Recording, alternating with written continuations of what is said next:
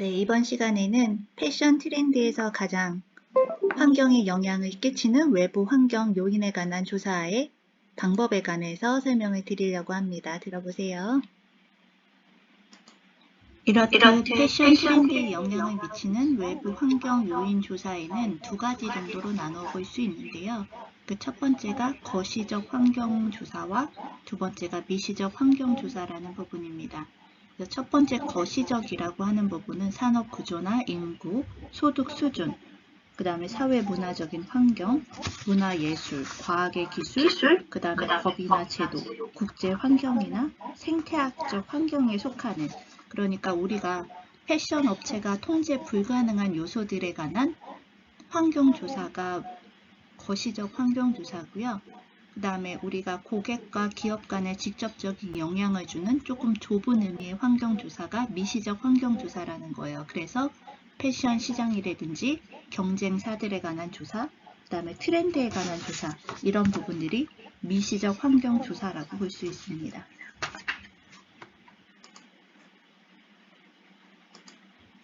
이렇듯 패션 트렌드의 외부 환경 조사에는 두 가지, 거시적, 미시적이 나누어져 있는데 이번 장에서는 거시적 환경 조사에 관해서 설명드리려고 합니다. 거시 환경은 기업을 둘러싼 외부 요인으로 인한 거의 통제가 불가능하고 나뿐만 아니라 모든 기업이 공통적으로 영향을 받는 그런 환경 조사인데요. 이런 부분은 총 6개. 인구 통계학적 환경조사, 경제적 조사, 사회문화적 환경조사, 기술학적 환경조사, 정치, 법, 제도적 환경조사, 생태학적 환경조사 이렇게 6가지 정도로 나누어지게 됩니다. 그래서 첫 번째 인구 통계학적 환경조사는 총 인구수나 인구 증가율의 변화, 그 다음에 성별의 분포도, 교육 수준의 격차, 주거 지역 이렇게 나누어서 환경을 조사하는 부분이고요. 두 번의 경제적 환경 조사라고 하는 건 경제 주기나 소비자의 국민 소득 수준이나 소비자의 소득 수준, 그 다음에 소비의 패턴, 그 다음에 임금의 수준 이런 부분을 조사하는 부분이고요. 사회 문화적 환경 조사라고 하는 부분은 라이프 스타일이나 가치관 관습 아니면 사회 문화적 행사나 이슈, 뭐 월드컵이라든지 뭐 테러라든지 뭐 이런 부분들이 예시로 볼 수 있고요. 네 번째가 기술적 변화, 환경 변화인데 의류업계 기계화라든지 IT의 발달, 그 다음에 매체의 발달, 신소재 개발 이런 부분이 기술적 환경 조사에 속하고요. 다섯 번째가 정치, 법, 제도적 환경조사, 이제 국제 환경이나 근무제 시행, 뭐 주 5일제 시행이라든지 이런 부분이 여기에 속해지는 거고요. 생태학적 환경조사는 환경 친화적인 그린 뭐 마케팅이라든지 이런 부분은 날씨, 기후, 그 다음에 환경에 주의를 가게 조사를 하는 부분이 생태학적 환경조사 이렇게 해서 총 한 6개 정도로 나누어질 수 있습니다.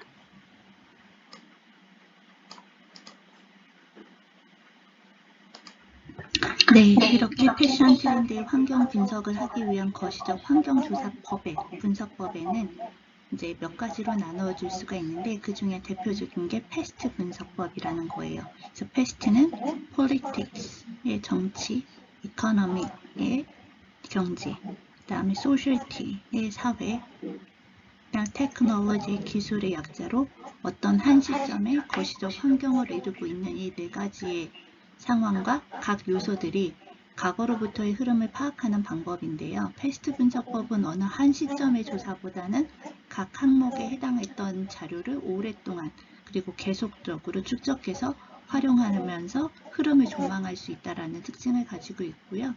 여기 네 가지 요인의 플러스 legal, 법적, 그 다음에 environmental, 환경을 더한 것이 이제 두 번째 분석법이고요. 나머지 세 번째 분석법은 여기에 ethics, 윤리적, 그 다음에 demographics, 그래서 인구학적 요소를 갖춘 이렇게 세 가지 분석법으로 나누어질 수 있습니다.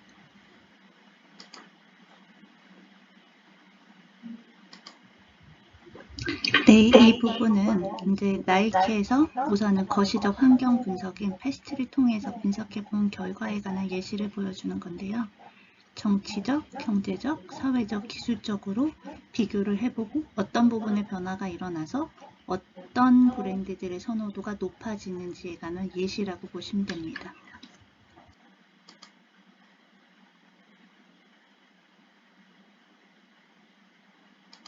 앞에서 세 가지에 관해서는 설명드렸고, 네 번째가 심층 연기 관찰법이라는 거예요. 그래서 아이디어를 수집하고 그 다음에 거리 문화학적 접근을 통해서 타운워칭을 해보는 방법인데요.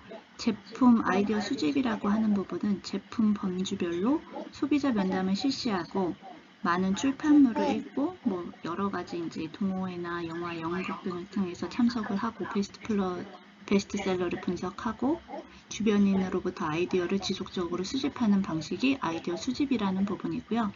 거리 문화적 접근이라고 하는 부분은 현재 나타나고 있는 주류적 현상보다는 주변 문화, 언더그라운드 문화, 제품 전체보다는 특정 제품에 관한 시각이나 정서나 감각, 그 다음에 뭐 이런 부분을 이해하고자 파악하는 방식이고, 여기서 조금 주의 깊게 보셔야 되는 게 타운워칭이에요. 거리를 구성하고 있는 여러 요소들이 창조하는 이미지와 상징을 관찰함으로써 시대의 분위기와 트렌드를 읽어내는 방법으로 실제적으로는 짧은 기간에 환경 요인의 변화를 용이하게 파악하는 방법으로 유용하게 사용된다. 그래서 이런 부분으로는 아까도 말씀드렸듯이 뭐 상점이나 상품이나 거리의 사람들을 관찰하는 방법들도 있고요. 뭐 그런 부분을 통해서 시대의 분위기와 트렌드를 읽어내고 언더그라운드 문화를 파악하는 방법 중에 하나라고 보시면 됩니다.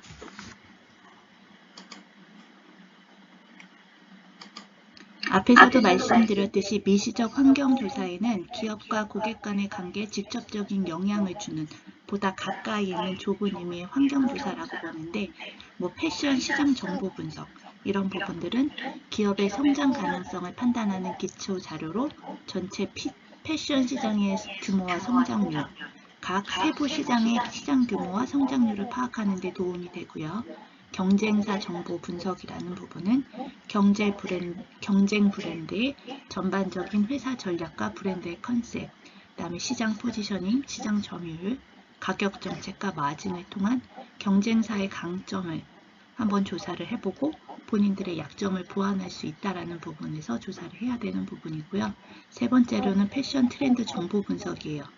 패션 인플루언서나 실루엣, 스타일, 색상 등 유행 정보로 이루어져 있으며 본 시즌의 2년 전부터 예측할 수 있다는 부분이니 내년엔 어떤 컬러가 어떤 소재가 유행할 거니까 우리는 그런 부분을 반영해서 앞으로 이런 부분으로 나갔으면 좋겠다 하는 의미의 조사가 될 수 있습니다.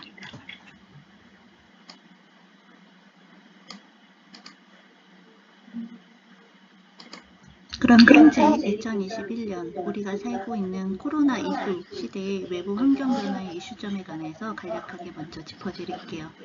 이전에 저희가 트렌드 코리아에서 말씀드렸듯이 이제 운동에 관심들이 굉장히 많아져서 오하운, 오늘 하루도 운동을 한다라고도 말씀드렸고, 외부의 직장 생활을 하더라도 집에서 재택근무를 하는 경향들이 많아졌기 때문에 애슬레저룩이나 워크레저까지 지금 전 세계 패션 흐름은 포스트 코로나 시대로 가고 있다라고 말씀드렸죠. 그래서 서서히 직장 복귀를 준비를 하고는 있지만 조금 더 편안한 복장의 활용성을 중점으로 둔 워크레저가 조금 유행을 하고 있고, 그 다음에 달라붙는 옷보다는 이제 체형들이 변화가 되고 안에서 있는 시간들이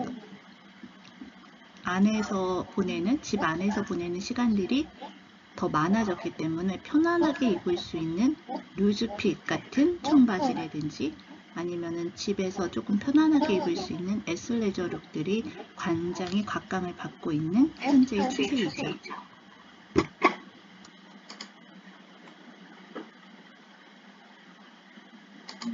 2020년, 21년 코로나로 인해서 여러 가지 경제, 사회적인 부분의 이슈들이나 변화가 많았잖아요. 그래서 애슬레저 패션과는 조금 거리가 있을 수 있을 것 같다고 느껴졌던 전통적인 남성 정장 및 오피스 룩에서도 최근 워크레저 트렌드에 힘입어서 관련된 아이템들이 발빠르게 선보이고 있고 소비자들로 하여금 좀 각광을 받고 있다는 부분의 뉴스 보도 기사입니다.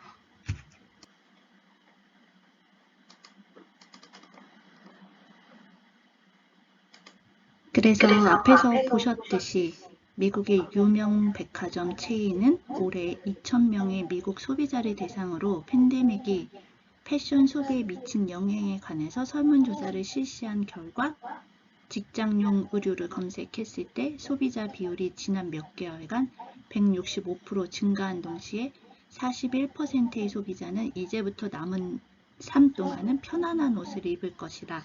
그래서 애슬레저 룩과 그 다음에 워크 레저 룩이 굉장히 각광을 받고 있다는 부분을 보여주고요.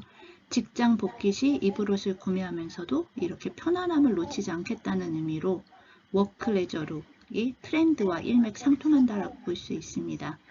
미국 패션 시장으로서의 진출을 염두에 둔 기업이라면 이 워크 레저 트렌드에 반드시 주목해야 되고요. 이러한 트렌드들은 전 세계적으로 다 통틀어서 통용이 될 수 있다는 부분의 시사점이라고 볼 수 있습니다.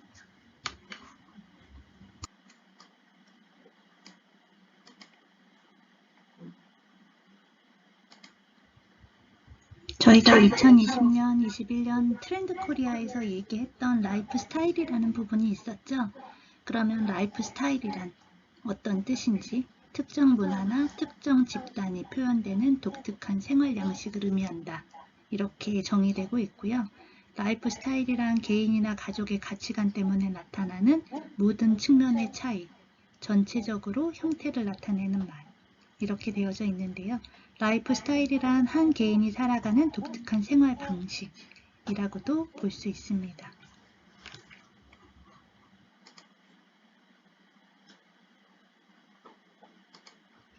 라이프 스타일이란 어떤 의미를 하는지 간단하게 설명드릴 건데, 인생은 벌스와 데스 사이의 초이스라는 유명한 말이 있습니다. 우리의 인생은 행복을 향해 끝없이 선택하는 과정이라는 뜻이기도 합니다. 이렇다면 우리가 인생의 선택을 할 땐 어떤 기준으로 행해질까? 그게 바로 가치관이라고 하는 건데요. 모든 사람은 행복한 삶을 위해 우선순위를 두고 살아가고 있습니다. 누구에게나 가족이, 다른 사람에게는 일이, 또 다른 사람에게는 돈이 최우선이 될 수 있는 기준이 사람마다 각각 다르고 이에 따라 살아가는 양상도 달라질 수밖에 없는 거죠. 행동이 달라진다는 것입니다. 그래서 관계를 중요시하는 가치관인 사람은 쉬는 것보다 지인들과 나가 노는 것을 선택하고, 건강을 중요시하는 사람은 아침잠을 포기하면서까지 운동을 하기도 하죠. 결국 라이프 스타일이란 우리 삶의 선택이 연속적으로 이루어지는 패턴이라고도 할 수 있는데요. 예를 들어 관계를 중요시하는 사람은 어떤 행동을 할 때 늘 관계를 우선순위에 두고 일정 패턴을 지니게 되고, 휴일에 친구들의 집으로 초대를 하고 싶은 마음이 들고 요리를 해주고 싶거나 이를 위해서 조리도구를 선택하는 선택지가 달라지죠. 1인용이 아닌 3인용 사이즈를 선택하거나 조금 더 넓은 소파를 사는 등 나만의 가치관에 따라 구입하는 스타일이 달라질 수 있는 것을 의미한답니다. 또한 취향에서도 찾을 수 있는데요. 깔끔하고 모던한 취향이 있는 사람은 화이트 계열이나 블랙 계열의 제품을 선호하고, 감각적인 감성을 가진 사람들은 무채색보다는 유채색을 선호하기도 한다는 부분이 여기서도 나타납니다. 어떻게 보면 우리의 스타일은 소비와 가장 밀접한 연관이 있어 보입니다. 물건을 구매하는 쇼핑이 될 수도 있으며 컨텐츠가 되기도 합니다. 그렇기에 현 시대의 라이프 스타일이 추구하는 방향성을 어떻게 파악하느냐에 따라서 잘 될 수 있는 아이템과 잘 안 되는 아이템에 갈라설 수 있는 갈림길에 서기도 하는 거죠. 그래서 라이프 스타일이라고 하는 부분은 한 문장으로는 정의하긴 어렵지만 굳이 쉽게 이야기하자면 시대마다 변해가고 사람마다 다른 인생의 소비 패턴이라고 정의할 수 있습니다.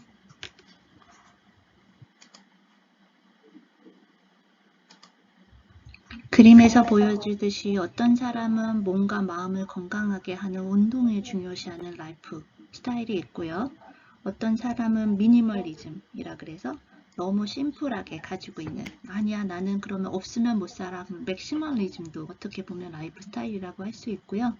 요즘에 가장 각광을 많이 받고 있는 친환경, 친환경에 주목하는 사람들은 라이프 스타일이 그렇게 되는 거고, 아니야 나는 그런 거보다 편리한 게 더 좋아. 그러면 친환경이 아닌 다른 스타일로도 할 수 있는 거고, 어떻게 규정 지어줄 수 있는 거는 아닙니다. 그래서 라이프 스타일은 각자 본인이 추구하는 방식에 따라 다 틀려질 수 있다라고 볼 수 있습니다.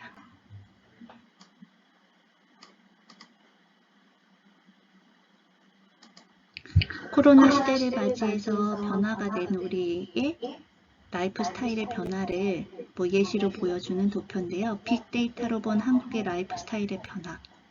코로나 이후 전후 감소한 키워드가 여행, 가장 많죠. 여행은 해외여행은 지금 못 가고요.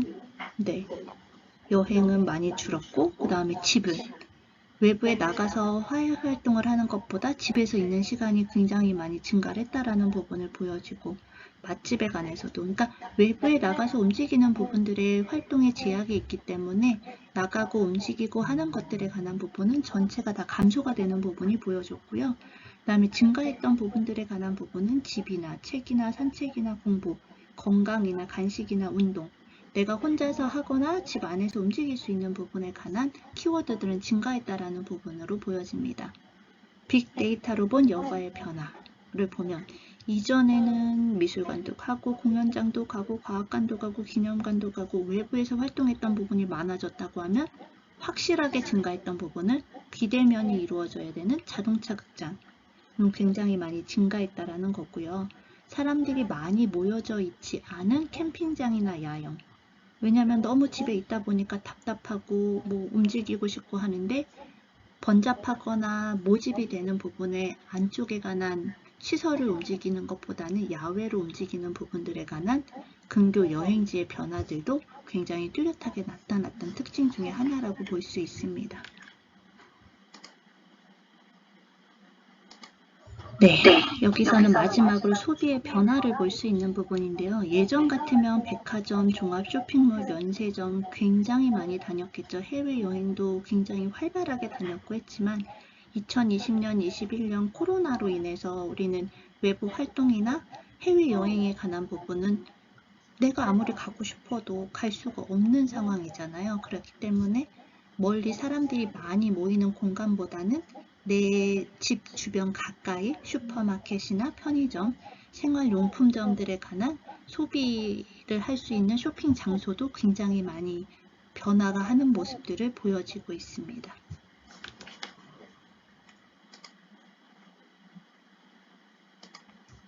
전 세계적으로 코로나19 이후의 라이프 스타일의 변화를 볼 수 있는데요. 굉장히 빠르게 그리고 급속하게 많이 바뀌었다라고 볼 수 있는 게 첫 번째가 이전과 이후로 나눌 수가 있다라는 거예요. 실제로 우리는 코로나19가 발생한 지 벌써 1년이 지났잖아요. 그래서 우리한테는 라이프 스타일에 어떤 변화가 있는지 간단하게 다음 차트서부터 설명해 드리도록 하겠습니다. 네, 그중 첫 번째가 가정 간편식. 이제 더 이상 외식을 하거나 외부에 있는 음식점들을 쓸 수가 없게 되는 거죠. 그래서 가정 간편식보다도 조금 더 우리가 집중해야 되는 게 배달 서비스를 많이 이용하게 됐다라는 부분이죠. 그래서 집에서 있으면서 근무도 하고 학교도 안 가고 집에서 홈 트레이닝도 해야 되고 홈스쿨도 해야 되고 하는 부분이기 때문에 집에서 밥 먹는 시간이 많아졌다는 거예요. 그래서 식문화가 바뀐 간편식. 그래서 식탁 풍경도 바뀌었다라고 얘기해 주는데 이거 플러스 배달 서비스에 관한 부분이 가장 첫 번째로 꼽을 수 있고요. 두 번째로가 운동이에요. 예전같이 체육관을 간다든지 아니면 트레이닝 센터에 간다든지 요가를 한다든지 사람들이 모여져 있는 공간을 갈 수가 없기 때문에 홈 트레이닝, 혼자 집에서 TV를 켜놓고 운동을 할 수 있는 홈 트레이닝에 관한 부분의 트렌드로 변화가 되고 있고요. 세 번째로는 비대면 회식? 그렇죠. 이제 근무도 비대면으로 근무를 할 수밖에 없는 재택근무라는 부분이 이제 상용화가 되고자 있는 추세인데요. 이렇게 회식에 관해서도 저녁 시간이나 이럴 때 화상을 통해서 각자 음식을 먹으면서 즐길 수 있는 부분의 회식 문화도 바뀌고 있습니다.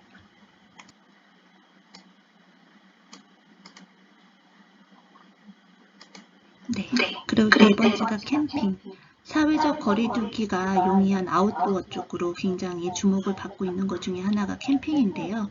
이런 캠핑들은 코로나 이전에도 계속적으로 증가세를 타고 있었지만 코로나 이후 사람들이 많이 모객되지 않고 야외에서 오픈되어져 있으면서 외부 사람들과의 접촉이 조금 덜할 수 있는 캠핑 쪽에 포커스가 많이 맞춰져 있고요. 그 다음에 5번째가 스몰 웨딩. 스몰 웨딩이 이제 정착을 했다라고 볼 수 있어요. 옛날 같으면 예식장에서 많은 사람들을 불러서 축하도 받고 초대도 하고 식사도 했지만 요즘은 식사도 거의 못하고 50명, 99명 한정으로 해서 스몰 웨딩 하는 부분이 추세가 되어져 있고요. 앞에서 말씀드렸던 재택근무, 그쵸? 이제 더 이상 회사에 나가서 근무하시는 분들은 꼭 나가서 근무를 해야 된다라는 필요성을 느끼지는 않으실 거예요. 그래도 행간의 의미나 이런 부분이 알아듣기 힘들어서 일부 타 업종에서는 근무를 해서 유관 부서들하고 조율을 해야 되는 업무를 제외하고는 재택근무에 관한 부분도 굉장히 상용화가 되고자 있는 추세입니다.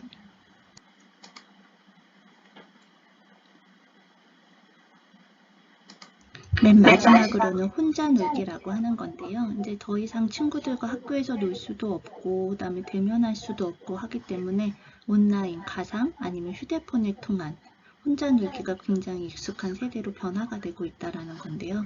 요즘 아이들 보면 3시간, 4시간 휴대폰 하나만 있으면 가상의 공간에서 게임도 즐기고 혼자 놀고 유튜버를 보면서 배우기도 하고 많은 부분이 혼자 놀기에 익숙해진 모습을 보여지는 거죠. 이렇듯 여러 가지 환경에 의해서 라이프 스타일이 변화가 있다라는 7가지의 특성에 관한 현재 시점의 차이점에 관해서 설명을 드렸습니다. 이렇게 해서 2번째 시간을 마치도록 하고요. 다음 시간에는 이런 라이프 스타일을 매장화한 라이프 스타일 숍에 관해서 설명을 드리도록 하겠습니다.